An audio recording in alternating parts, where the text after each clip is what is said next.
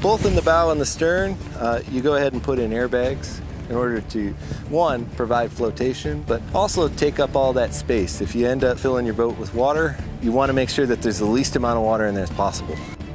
In my kit in the back, I'll actually just take a tapered bag and fill up that back space there.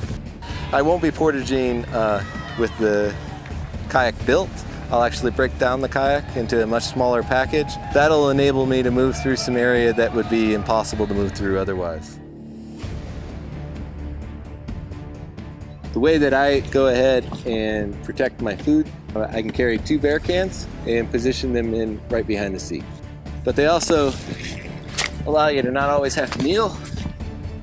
The other thing you have to worry about with any kayak is just making sure you got your bow and your stern kind of in balance for how the kayak was meant to be laid out. So you got a balanced amount of weight in both sides so that you're not plunging your bow and you're not dragging your stern as you go through.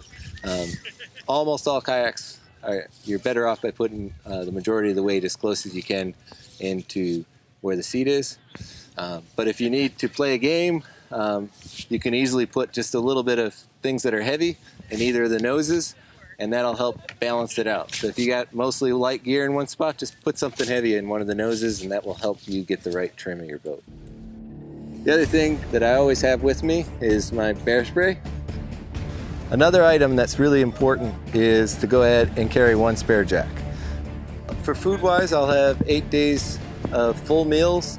That includes breakfast, a hot dinner, and then the bars and material I eat all day long.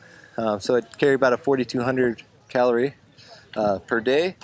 I also have in there 3 extra days of breakfast and 3 extra days of dinner. Because reprovisioning, you typically can't get quite the stuff that you want to get. It's easier if you carry a little bit of extra of that. The kind of material you eat through the day, it's easier to reprovision.